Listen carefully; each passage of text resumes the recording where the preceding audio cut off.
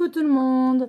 Alors je suis ravie de vous présenter un oracle honte à moi. Ça fait longtemps que je l'ai reçu et je pensais avoir fait la review et en fait pas du tout. Ça m'arrive de temps en temps. Je me sers du jeu et en fait je m'aperçois que je voulais pas présenter alors que je pensais que oui. Donc c'est le jeu de Licorne Indigo ou plutôt Chloé Bonfille qui l'avait mis sur Ulule auquel j'avais participé pour recevoir son premier oracle, l'oracle du marcheur de papier. Alors vous allez, moi j'avais pris à le livret, donc les deux arrivent comme ça, le jeu arrive dans une boîte en dur et puis le livret à côté. Vous allez voir qu'il est de style assez enfantin, mais j'aime beaucoup, vous savez que j'aime bien les choses un petit peu enfantines. Véritable compagnon de route, l'oracle du marcheur de papier a été conçu pour vous accompagner au quotidien dans vos petits et grands questionnements. Poétique et un brin philosophique, cet oracle est construit comme un voyage qui ramène chez soi. Il se base sur la pensée un peu folle qui veut que chaque chose attire son contraire et que si vous partez, vous vous rencontrez, si vous accueillez à bras ouverts vos blessures, vous les libérez. Alors laissez les cartes vous interroger, vous surprendre et surtout profiter du voyage. Alors, on va regarder le guidebook qui arrive comme ceci, qui est en noir et blanc. Donc, j'avais un petit mot de Chloé, mille merci Chloé. Et donc, ouais, il est arrivé avec une petite déchirure, c'est pas trop grave. Ça me peut râler, mais c'est pas grave. Et donc, vous allez avoir des mots à propos de l'auteur. Pardon, excusez-moi. Je tousse. Le sommaire avec une introduction, des propositions de tirage et les messages de cartes. Donc là, elle va nous raconter un petit peu d'où est venu... pardon. Eh bien, dis donc, d'où est venu le marcheur de papier. Ensuite, comment est construit le livre, donc les mots-clés qui permettent d'avoir un aperçu rapide de l'énergie de la carte. Le « il était une fois », vous entrez dans l'intimité du marcheur de papier en découvrant ce qu'il est en train de vivre. Le marcheur de papier vous parle, nourriture du marcheur, question du marcheur. Alors, quand on va aller regarder, donc on a pas mal de tirages, des tirages en 3 cartes. On a des tirages de la table ronde. Voilà, il y a plusieurs systèmes de tirages qui sont proposés. C'est sympa. Il y en a des originaux. Elle a bien réfléchi. Des jolis tirages à faire. Ah ben dis donc, je vais pas m'en sortir. Bon, si vous voyez que tout d'un coup, je reste immobile et je parle plus, appelez les secours. Non, si je l'avais diffusé, c'est que ça allait bien. Je plaisante. Les cartes parlent. Donc, la première carte, par exemple, ça va être la quête. On a une représentation miniature de la carte. On a une petite citation. Les mots-clés, donc la quête avec le marcheur comme ça. Aventure, voyage inconnu, départ. Ça nous fait penser à au fou, dans le tarot. Il était une fois, donc par exemple, notre petit marcheur de papier commence son voyage. Il n'a avec lui ni boussole ni bagage. Il part ainsi à l'aventure sans attente et sans attache. En fait, il n'a pas de destination pour son voyage. Il sait juste qu'il a envie de marcher, il suit simplement cette idée. Donc voilà la petite histoire, je trouve ça mignon. Et puis ensuite, on a le message de la carte et les questions du marcheur de papier. Qu'est-ce qui vous empêche de suivre votre élan?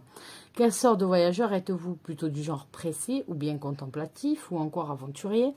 Alors c'est pas mal aussi de tirer les cartes pour vous aider à avoir les réponses, mais c'est bien aussi parfois de répondre vous-même à la question en mode journaling. En mode travail sur vous-même, vous répondez à la question et après vous pouvez par exemple tirer une carte avec le tarot par exemple ou quoi que ce soit. Tirer une carte pour savoir les cartes, elles, ce qu'elles en pensent et mettre en confrontation ce que vous disiez et ce que la carte dit. Ça peut être très intéressant.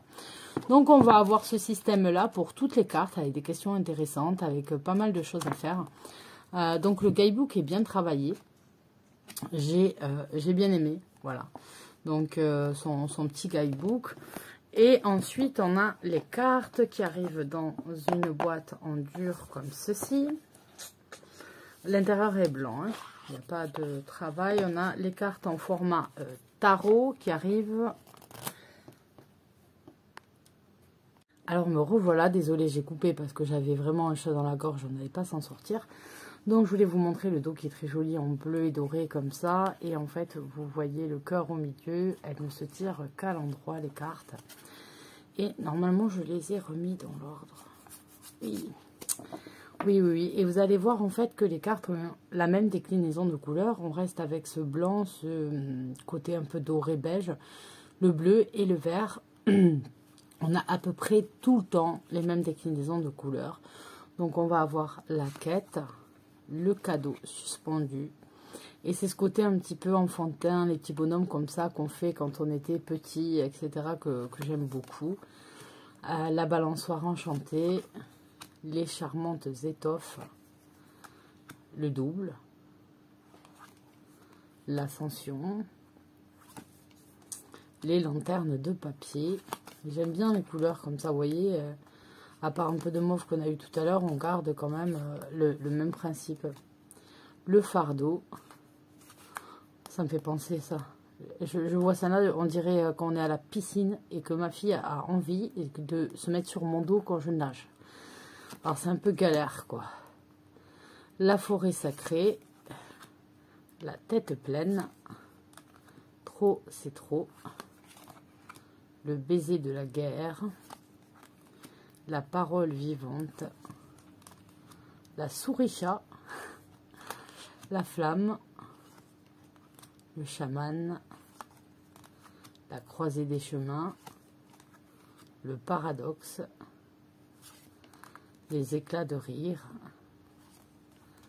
les origines, très joli, en mode grotte de Lascaux, le sceau de la foi, l'apprenti, le duel, la résistance, l'amour de soi, le jardin oublié, les ciseaux enchantés, le créateur, les eaux de l'âme, Excalibur, l'ombre amie, le don de soi, l'obstiné,